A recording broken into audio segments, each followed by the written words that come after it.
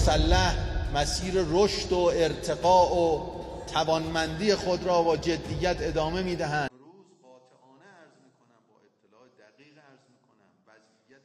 در این پاسخ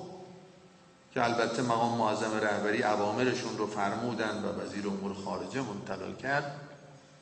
تدابیر ایشون بر این مبنا بود که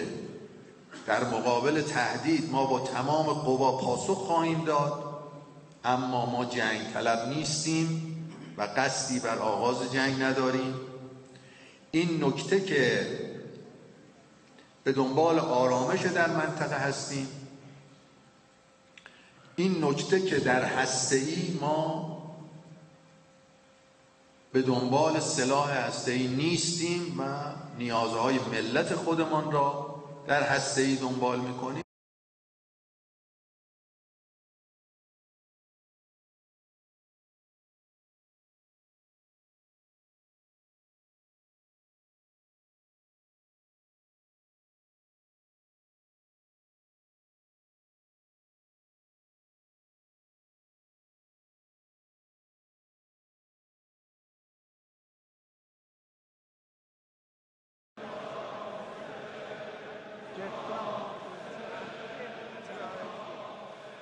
این رزمایش امسال و این روزها، این شبها